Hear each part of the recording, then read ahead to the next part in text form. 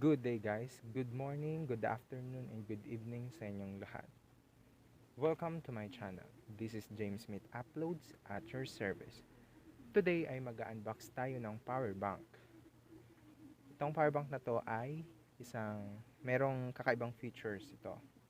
Intelligent digital display. Brand niya is Kuulaa. Nabili ko to online through Lazada. Marahil nagtataka kayo kung bakit tatlo yung nasa harap nyo. Bali kasi guys, nabili ko siya ng sale. Mura lang yung price niya during that sale. Kaya tinatlo ko na. Kasi nakita nung kapatid ko, nagpasabay na din sila. Kaya ayan. Para sa mga gustong bumili nito, please check the description below for the link. Yung nasa harap ng power bank, basahin muna natin. Intelligent digital display, quick charge power bank, 20,000 milliamperes, battery capacity, 18 watt supercharge. Sa gilid naman ay may nakalagay na a micro cable is freely provided. Meron na siyang micro USB cable na kasama. Yung capacity in watt hours is 74 watt hours. Yung input niya, meron siyang tatlong input para ma-charge, tatlong ways. Micro USB, Type-C, and Lightning. Sa micro USB, kaya siyang ma-charge through 5 volts, 2 amperes, 9 volts, 2 amperes. Same with Type-C, 5 volts, pero 3 amperes, pero meron ding 9 volts, 2 amperes. Sa Lightning naman is 5 volts, 2 amperes maximum. Yung size niya is 145mm by 67mm and by 28mm. Itong power bank na to is may tatlong output. Yung dalawang USB at yung Type-C. Kasi yung Type-C is compatible with PD or power delivery. Yan. Yung USB 1, USB 2, and Type-C outputs ay pare-pareho lang. 5 volts at 3 amperes, 9 volts at 2 amperes, and 12 volts at 1.5 amperes maximum. Yung ibig sabihin ng QC is Quick Charge 3.0. Yung PD, Power Delivery. Yan, kapag available lahat, pwede siyang mag-output ng direct current na 5 volts, 3 amperes maximum. And guys, mamaya itetest natin yan. Buksan na natin siya.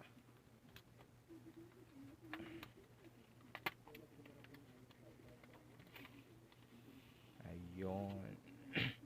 Ito yung freely provided na micro USB cable. Yan, short lang siya kasi intended for power banks. Then, ito yung power bank. Color white siya guys kasi yung sale niya white lang, kaya yun yung binili ko. Ito lang yung pinakamura na yung color white lang yung pinakamura. Yung ibang color niya is same price lang. Siguro kaya nag-sale siya or bumaba yung price na siguro dahil hindi mabenta yung color white kasi dumihin eh. Yan. Meron siyang button sa left side niya. Kapag pinindot, yun. Ayan, makikita niyo na yung display. Sorry for the light. Okay, babaan natin yung lighting. Yan, yan yung display. Sige, alisin na natin yung plastic. Yan.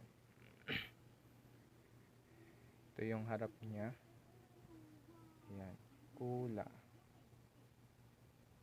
Ba tayo mag-focus yan? Kuulaa. Nakasulat na building my dreams. Pinapangarap siguro nila siguro ito ng karamihan.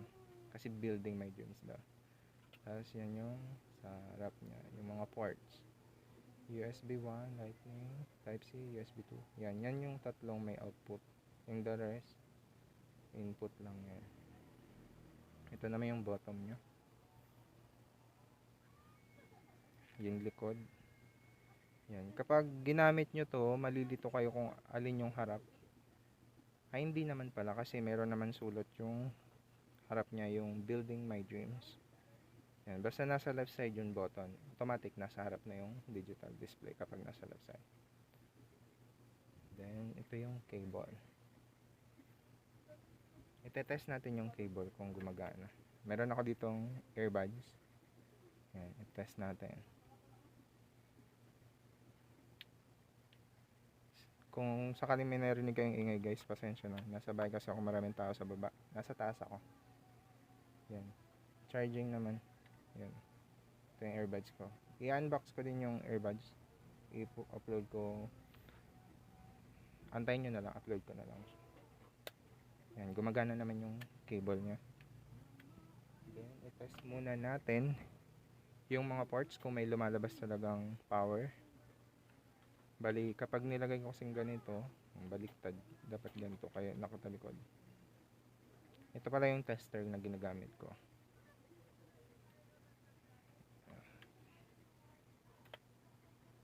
USB 2, working, 5 volts. USB 1, working, 5 volts. And yung Type C. Meron ako ditong connector. Type C. Ayan. Bibilisan lang natin kasi powerbank. Unboxing. Huwag na natin patagalan. Yan. 5 volts din. Ngayon, itatry din natin yung output niya kung talagang legit na may 9 volts nakasulat dito. Kung may 9 volts talagang output. Then, yung 12 volts, wala kasi ako ditong gadget na 12, kayang i-charge nito na 12 volts. Yung kaya ko lang ipakita sa inyo, yung 9 volts, 5 volts, and yun lang, yung dalawa. And itatry natin yung pag-charge sa kanya through 9 volts and 5 volts. Sige, test na natin siya. Wait. Ito. Try natin i-charge yung isang power bank na kagaya niya. Ito. Tada. Yan guys. Bali, nilowbat ko na siya. 19% na lang. Hinaan ko pa yung lighting guys. Yan, 19%. I-charge natin siya using this new one. Type C. Yan. Ito yung nag-charge. Ito. 9 volts yung output niya. Then ito naman yung china-charge. 8.7 volts na na-receive niya. Pero yung sa current, almost the same. Accurate naman siya. Yan. Power delivery yung nakalagay dito sa right side. Yung china-charge natin. Then quick charge naman yung nakalabas. Naka-display dito sa source. Yan. Gumagana yung 9 volts charging niya. Vice versa natin. Try natin siyang i-charge para makita niya. Actually, dapat hindi na nga eh. Kahit hindi na kasi same lang naman. Yun. On. Nag-charge siya. 9.2 volts yung pumapasok. Okay.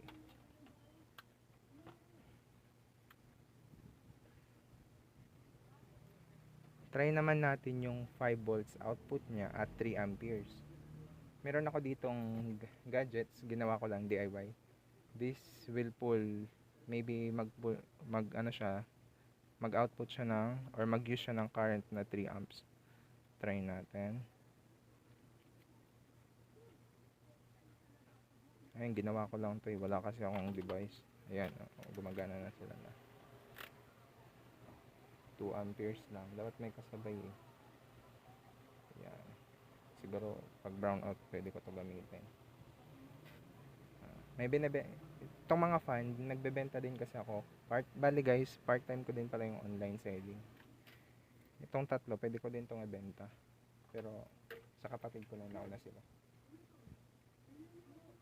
Then, ayun guys. Ang masasabi ko lang dito sa product na to is, sulit siya. Kasi ito nga, ginamit ko na to.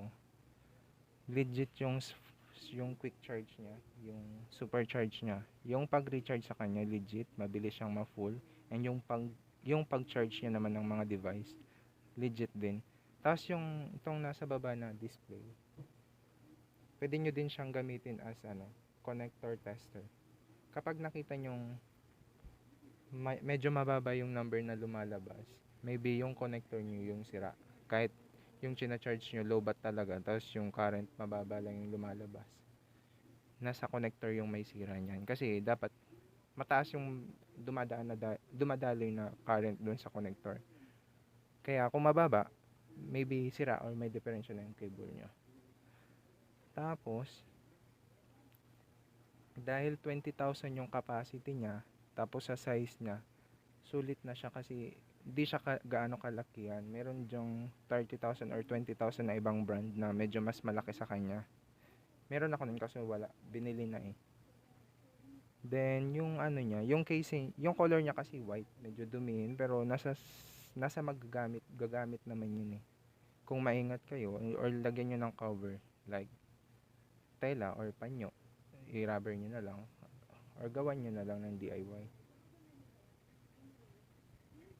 Tapos yung ano, yung price niya nung nag-back to price na siya is nasa 760 plus.